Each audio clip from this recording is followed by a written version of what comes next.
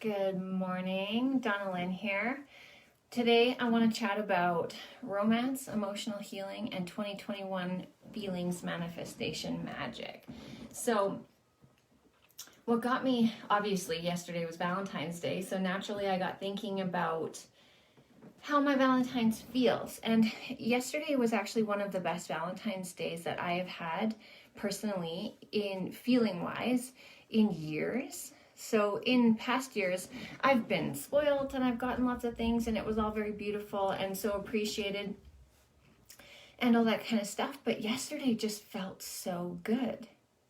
And so it got me thinking this morning, why? Why was this year so different? And I can honestly tell you what I came up with is that, so for example, our morning we actually spent separated. So I went off with my dog and my husband and daughter went off and did some running around. We all were reasonably ill prepared for the actual Valentine's Day. We took a little day adventure all together the other day, which was super beautiful and great. We had a nice weekend all together. But yesterday, Valentine's Day, often we put a lot of weight into it. And for me in the past, Valentine's Day was, it felt like it was almost ruined or maybe not made to feel valuable enough or important enough. So I often felt disappointment and frustration around that. So yesterday was actually a day where we sort of just did our own things in the morning. We came together. We spent some time together as a family. We all gifted each other small things. My daughter went out of her way to buy me a gift and get me a beautiful card that actually made me cry. And then at the end of the day, after, all of our normal day-to-day stuff, we did a bunch of tasks around the house and some errands downtown, and just kind of was a normal day, but we did it all together, and that was the beautiful part. So for me, I think it was who I spent my day with, but also just the fact that we were spending it together and nobody put too much weight on it. We didn't have expectations of each other that we weren't able to follow through with. We all surprised each other with beautiful small gifts, and they were very thoughtful, and we spent time together. So at the end of the day, we're winding down, and so where the romance piece comes in, it's not what you think. Where the romance piece comes in is, for me, romance has shifted, and it's not just the whole day of chocolates and flowers and a fancy dinner and all the things, but it's the feelings that come with it, where the most romantic part of Valentine's Day for me was laying in bed at the end of the day, having an intimate, honest conversation that came from the heart.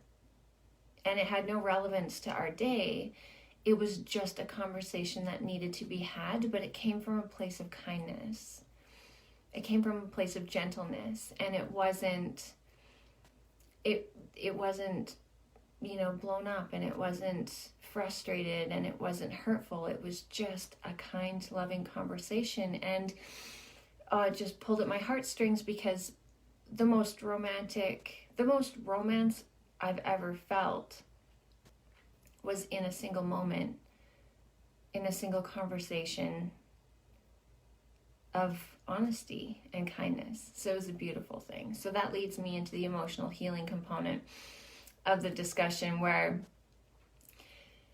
I haven't been able to have those conversations in the past with partners and with people in the same ways as I'm able to have now. And I actually was thinking this morning, when I was thinking about what I wanted to hop on and talk about, a different relationship that is in the very beginning phases of healing and recovery came to mind, but the concept is actually applicable to all relationships. The emotional healing I've done in myself, and acceptance of myself, learning who I am and learning who other people are, and accepting where they're at in this moment, allows me, and allowing them to heal at their own pace without trying to push them or move them, and just letting them do their thing while I'm doing my thing, has really strengthened my relationships, all of them. And it actually has enabled some of my relationships to move from a place of, there's one in particular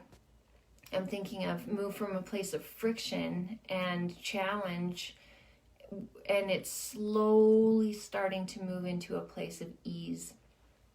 So like I mentioned, I was actually going to speak to a specific relationship, but the healing I've done in myself, my emotional healing and learning who I am and what I need and how I need to express my needs and how I need to feel loved and supported, and the ability to listen to others and respect them while they respect me has cultivated in me and in my life more romance and more healing and more love and compassion, and has really reduced the levels of challenge and stress and struggle and dis-ease in those relationships. So along with that, it also ties in, you guys, I don't know what's happening to my hair today, so we're just going with it.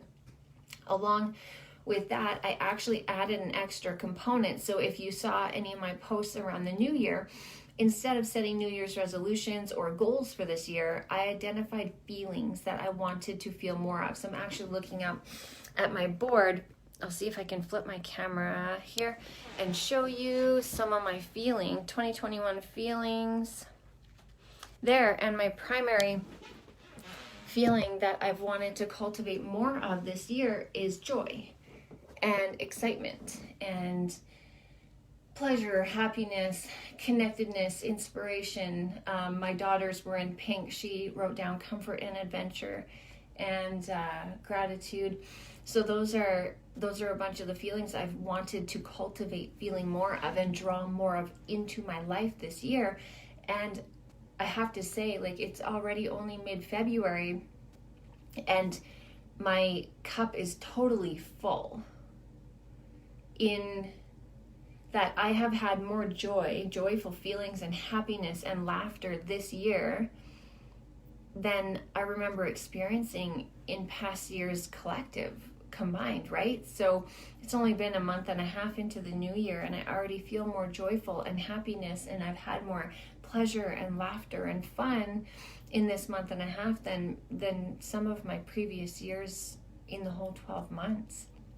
So it's just been fucking magical, I have to tell you guys. And so it just being Love Day yesterday and Family Day today, so my daughter and I are home alone together for Family Day with our doggo and our cat. My hubby's off working, but it still feels like a beautiful family day for us because we're here together doing whatever we want to be doing. So it's super beautiful. We are feeling more rested. Our connection amongst our family, our little family unit, as well as the connection I feel on an expanded greater level, has significantly deepened and strengthened as well. So, and I think that's largely in part because I set the intention at the beginning of the year to call more of those things into my life. So not only am I more aware of them, I am appreciating them more when they come in, but I'm conscious to create them. So on days when I'm feeling a little off or a little grumpy, I'm still trying to remain open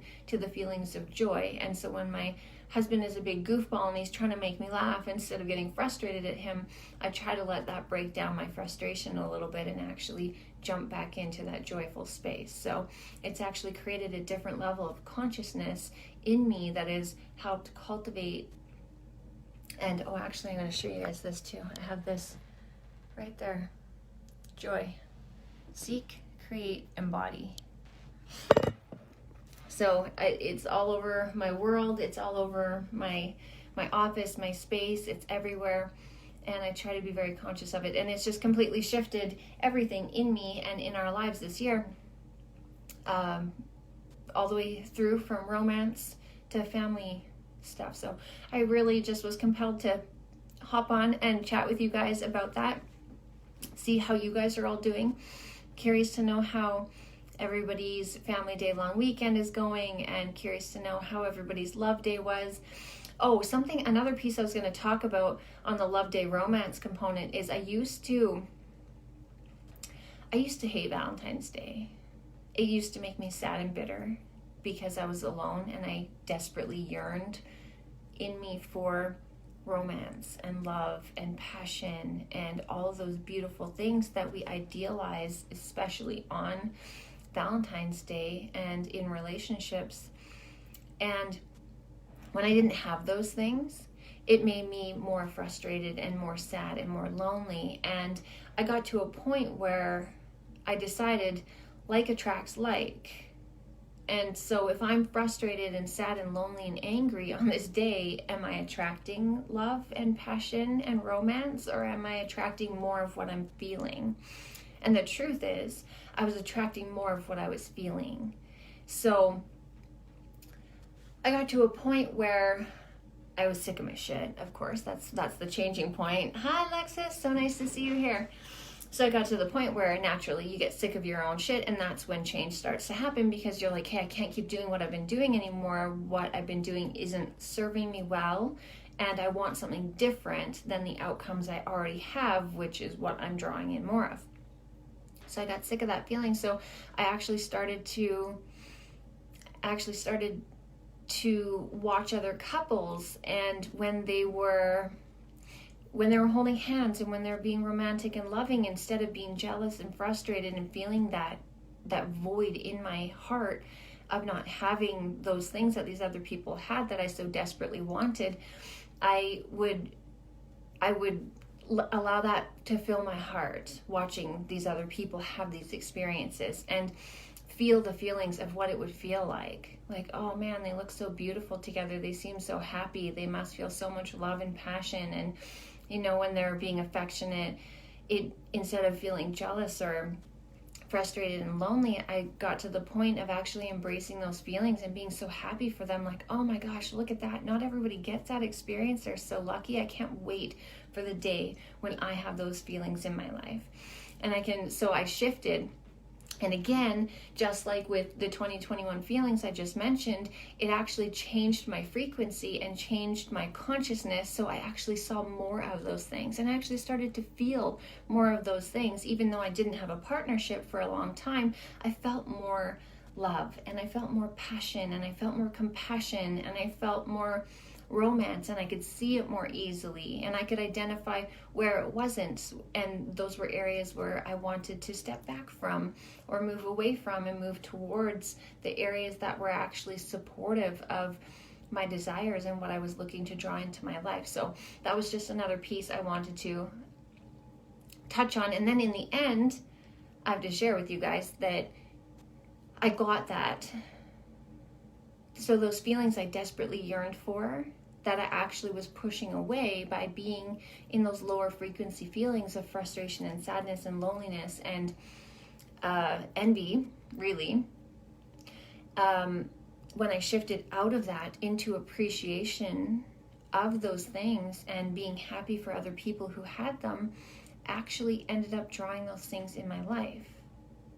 And so now I have a fabulous husband and an amazing daughter, and we have romance, and we have passion, and we have love, and we have compassion and kindness, and all of the beautiful feelings I so desperately yearned for years ago that I was envious in other people. I actually get to feel those all the time now. And that's not because of luck or happenstance, that's because I shifted my consciousness to actually align with bringing more of that in. And a shitload of patience, I have to tell you.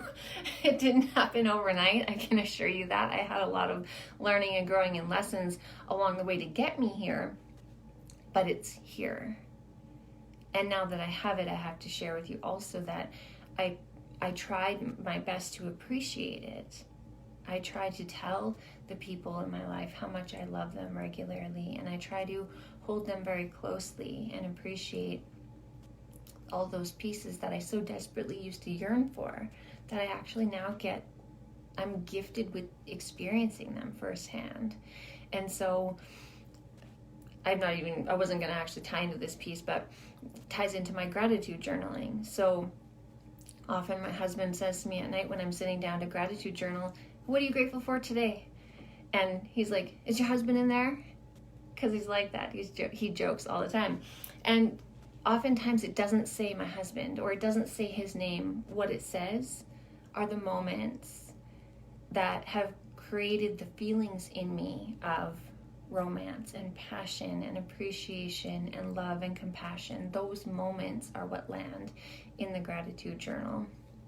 so that I continue to call in more of those beautiful experiences that I yearned for in my life and express appreciation that I actually have them now, so that I'm not taking them for granted and I'm not forgetting about what it used to be like before I had those feelings. I don't want to return there and create more of that, but I want to hold space to bring more in.